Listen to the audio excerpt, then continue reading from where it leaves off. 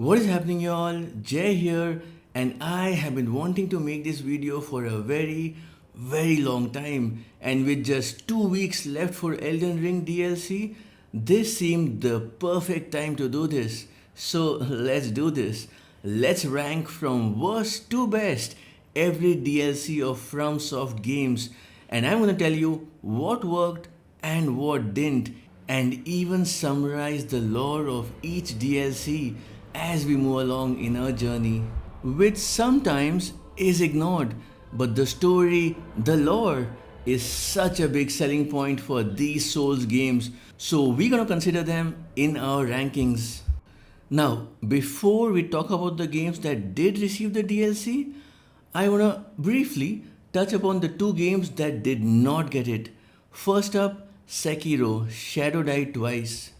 Now, this game did get a DLC of sorts. They added Gauntlet of Strength, giving you the option to replay all the bosses. And if you do manage to complete this, you get some skills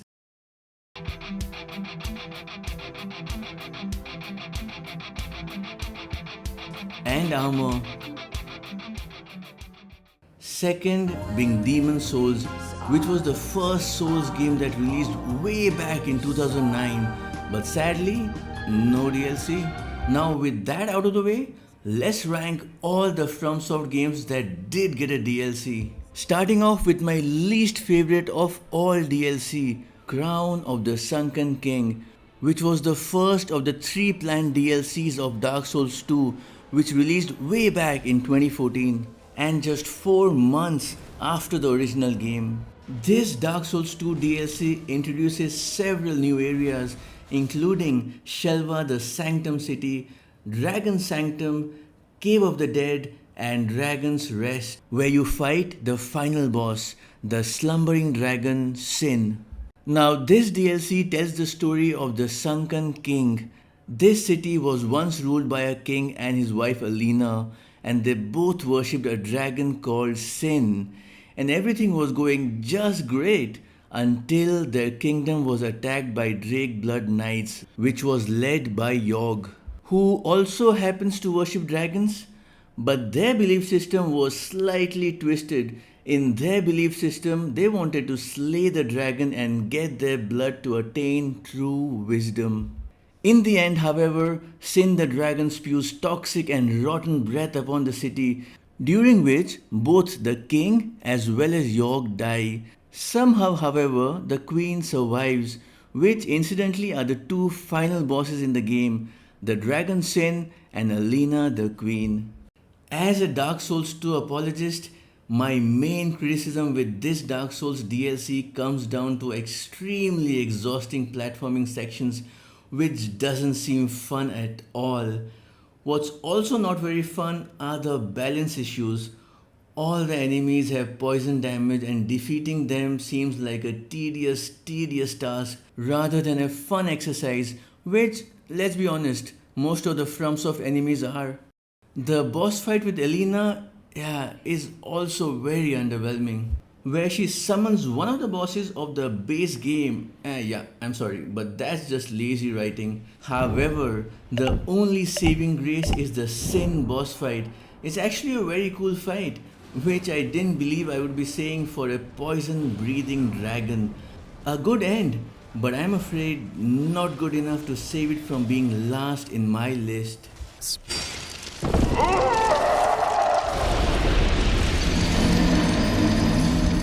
Now, coming to my second least favorite DLC, again from Dark Souls 2, Crown of the Ivory King. The Crown of the Ivory King is the third installment of the Lost Crowns downloadable content of Dark Souls 2, just 3 months after the Sunken King and 1 month after the Old Iron King. Released in September of 2014, it had a runtime of 4 hours, but if you actually explored, this game can easily take you around 8 hours to complete. Now, I want to talk on the lore first, because it's really the star of the show for this DLC. So, gather around. A long time ago, there was a place called Izalith, which was home to the witch and her 7 daughters. It is during this time the first flame began and the witch gained the Lord's soul. And using this very power, the witch destroys the dragons. But with time, like everything else, the flame began to die. The witches, then using the very last power of this Lord's soul, decided in their wisdom to create a new flame. But instead of creating new life, this flame corrupted all life and made demons out of them, and this remained until This land is barren, cursed by the old chaos. It gave birth to atrocities, and the people fled in fear. Until our Lord, the Ivory King, came. unlike the sunken king, Ivory King was good, just, and wanted to save the world from this chaos flame which was still raging. He then builds a huge castle on top of this very flame and walls built around the city as the first line of defense. It is called Eliam Lois. And he does this to stop this flame from spreading outside the city walls. What a legend! This king, the Ivory King, reigned for a very long time alongside his wife Alsana, who herself was quite powerful, and they both burdened themselves to stop the spread of this chaos flame. But then the Ivory King was finally consumed by this flame, along with many of the knights of Lois. It is then Alsana who then takes the burden to watch over the flame, and the few knights who remain must fight with us to fight the flame's new champion, the Ivory King, who now serves the very flame he was fighting his whole life. And it is your duty to free his soul, and so Alsana could now finally rest, knowing her true love can now finally find peace. This is one of the finest stories ever told in a game, but unlike movies, story alone cannot take the game further. As good is the story, it is let down heavily by some major problems, and there are three major problems with this DLC. The bosses are some of the worst I have faced. I mean, you have to fight the big cats twice in the same DLC. That's dumb. Scenery 2 is the worst of the 3 DLC of Dark Souls 2. It's just ice wherever you see, and sometimes you can't even see 2 meters ahead of you.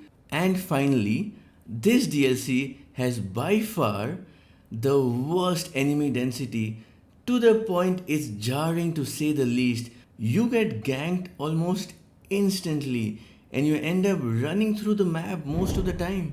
But having said all of that, I will always remember this DLC for its beautiful lore.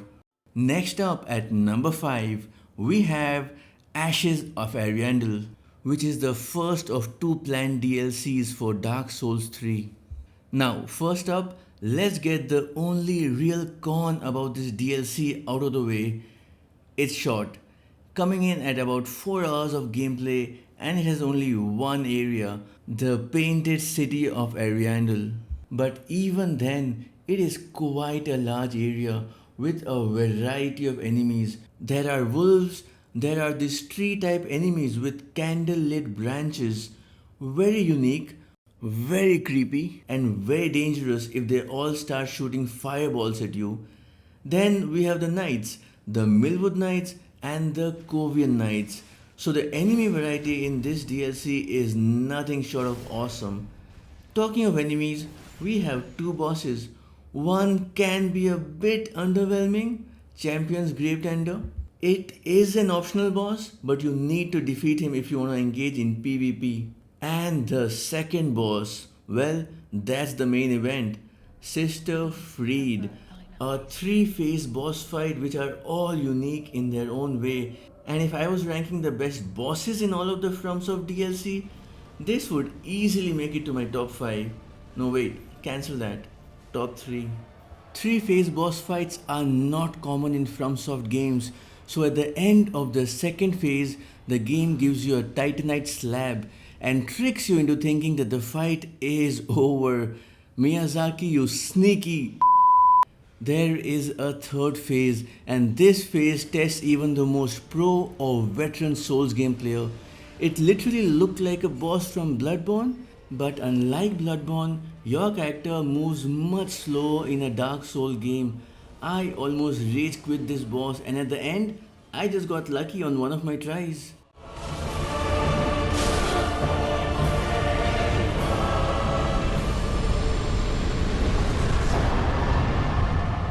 Missing out on the top 3 narrowly, we have the crown of the old Iron King.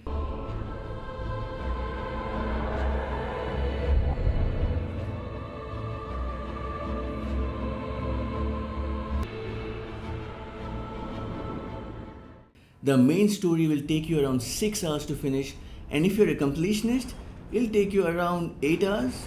Not before long, FromSoft was back to kill you once again in Crown of the Old Iron King, the second of the 3 new downloadable installments of Dark Souls 2. Whereas the previous DLC, Crown of the Sunken King, was us braving a systematic temple and its surrounding areas, this time around you will need to navigate the massive broom tower on a quest to retrieve the crown of the old Iron King. Now, before I tell you why this game is all about missed opportunities and could have been easily in my top 3 list, I want to briefly touch on the story. The Iron King was a powerful but also a greedy king, and his kingdom was in an area full of iron, hence the name. And he built a beautiful iron castle from where he ruled and was served by his own created soldiers, the Alon Knights. And the bonds of these Alon Knights were said to be mightier than the land's iron. Basically, he was Joffrey from Game of Thrones. And it is then when the undead curse spread. And in true Joffrey fashion, he tortured the undead and used them as playthings. Now, earlier I did mention how the Iron King created the Alon Knights. In the same way, he created the Smelter Demon. But there was one problem. The beast was anything but loyal. And the rest can be defined by this line. The earth spouted fire and the beast arose from the flames. The short-sighted king was devoured by the creature in one swing, the corpse of which became the vessel that bred Icarus Earth. So what makes this DLC better than the other two? Well, the enemies, and not just the bosses, which we will come to later, but even the regular enemies, be it clearing out hordes of enemies in an area, or taking out mages, or even defeating these giants. And while giants are very common in FromSoft games, these particular ones come with a twist, with lava spewing from their shoulders, forcing you to think outside the box to defeat them. And then there are these enemies whose bow can detach and snipe you even if you're hiding. And then there were the bosses, 2 of them in particular. First up, Sir Elon, and the boss arena in itself is nothing short of spectacular. With the orange skies and the reflective floors, it just looks awesome. And the fight is great too. He wields a dual katana and his movesets are very interesting to learn, and countering them is very satisfying. And the second boss, Fume Knight, actually not arguably, it is the toughest boss in the whole of Dark Souls. So the story is great, the setting is great, and the bosses are great. So why is it not in my top 3? Well, the boss run. Oh my word. So, for those who don't know, it's the distance you have to travel to reach the boss after he kills you. And die you will multiple times. And this has to be the worst of any FromSoft games. Some of the toughest bosses, the Smelter Demon and Sir Elon, are paired with the worst run possible.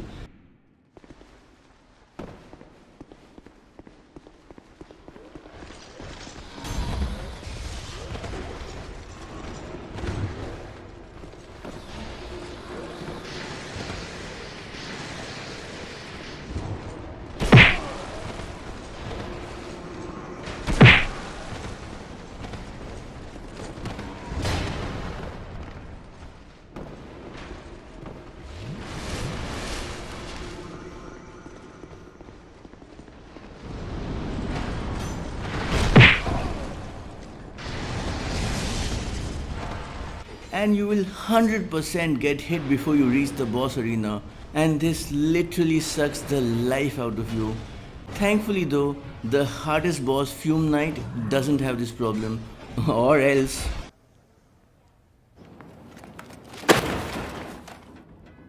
Taking the bronze medal, we have the very first DLC of Dark Souls.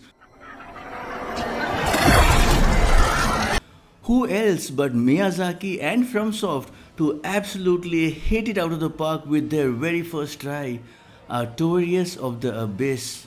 The events of this DLC takes place in the past and brings a closure to many of the events of the main game, which is really cool.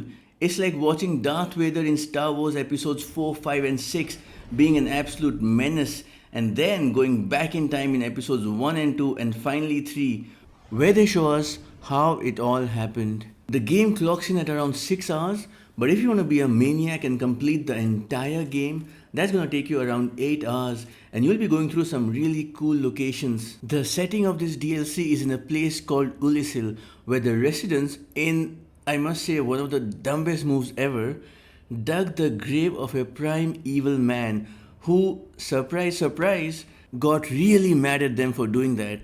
This dude then spreads darkness to the entire town. And to fight him, our hero, Artorias, along with his trusted companion Sif, were sent to rid of the world of this darkness. It is here where Artorias uses his last remaining powers to save his loyal dog Sif, but in the process becomes defenseless against Manus and falls into the very darkness he was here to kill. Which brings me to an absolute top tier boss fight, a fight which becomes a blueprint for many FromSoft boss fights in the future, and even in the first game you can see the attention to detail in the fight, such as Artorias fighting only with one hand, other hand presumably rendered useless during his fight with Manus. And that was not the only cool fight in the game. There was a dragon fight, Black Dragon Calmete. Then there was the finale boss Manus. And how can we forget the most tragic fight in the whole of Souls games, Sif. And then, two remained. Taking home the silver medal, we have what is truly an end of an age, the Ringed City, which has a runtime of around 7 hours and it has 5 new locations. You would imagine the finale of the Dark Souls trilogy to be a grand affair, and boy does it deliver, and then some more. Now, first up, let's rank the lore. There was the first fire, and this fire ushered in the new age, and from this fire arose souls of lords, and these souls gave immense power to the bearer of these souls. Two of these bearers were Gwyn and Pygmy.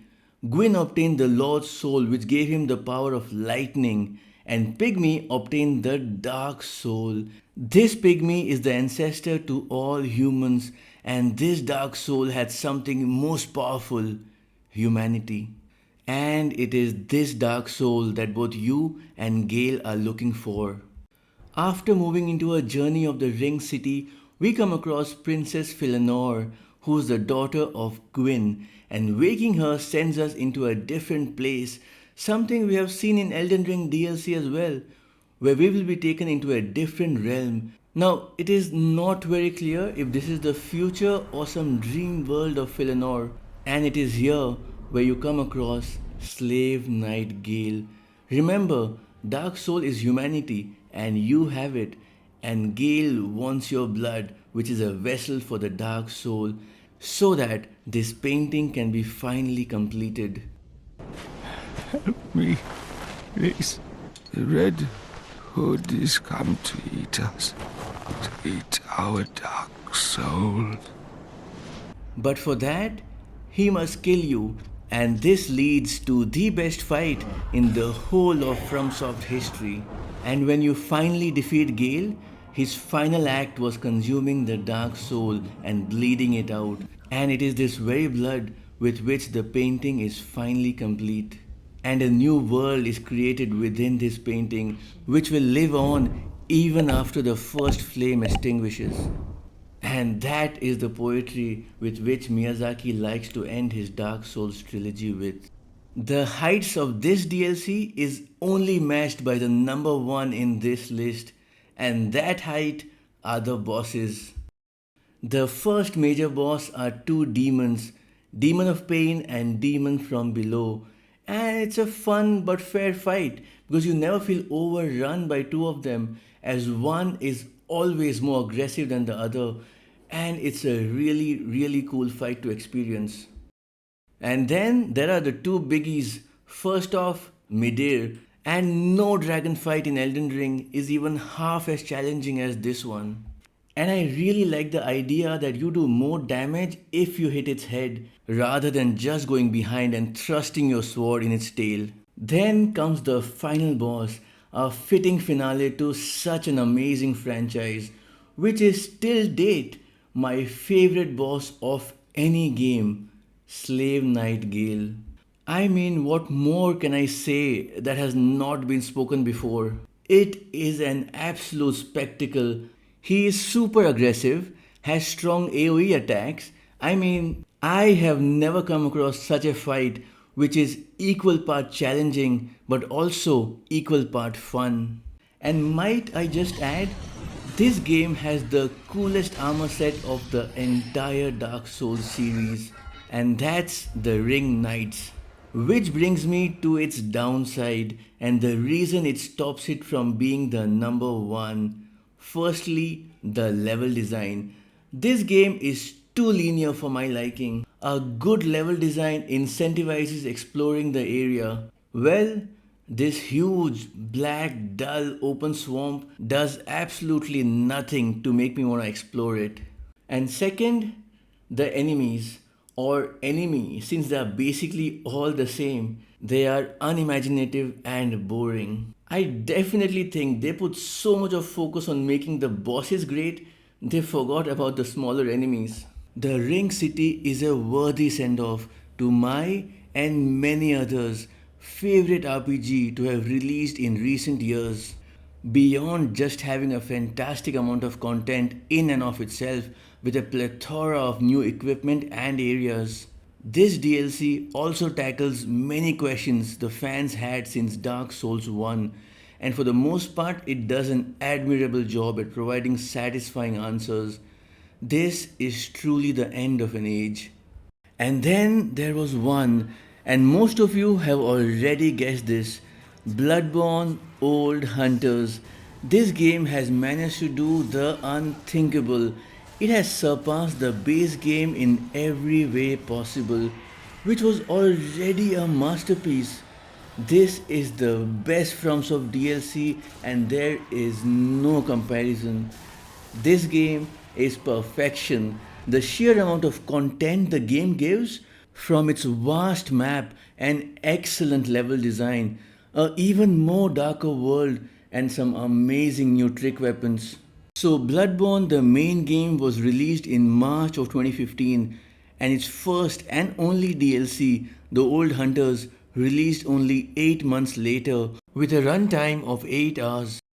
And it introduced 4 new locations, added new weapons and 5 new bosses, which in my opinion are even better than the main game, and they are Ludwig the Holy Blade, Lady Maria of the Astral Clock Tower, and Orphan of course.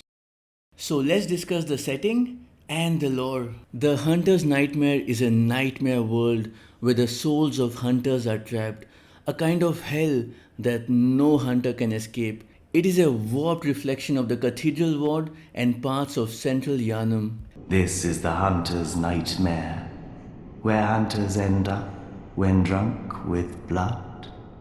You've seen them before. Aimless, wandering hunters slavering like beasts.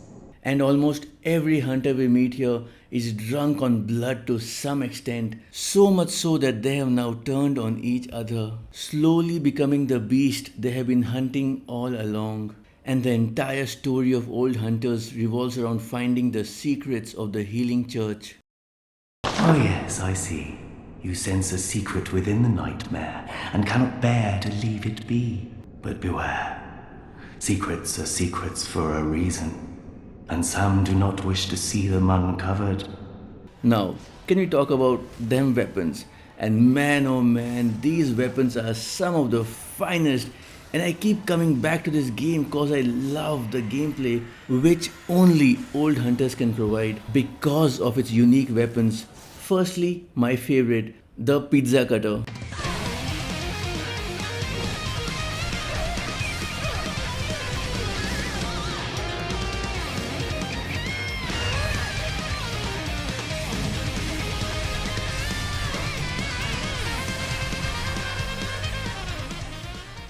Next up, Rukoyo, which is another trick weapon introduced in Old Hunters, which transforms from a twin blade to a dual wielded saber and dagger. And finally, the fan favorite, the Moonlight Sword, which, may I add, looks even more cooler in this game than it did in Elden Ring. This game had so much to offer, and even though the game received positive reviews during launch, it has aged like fine wine, and over the years, people have started to realize how great, how legendary this game actually is.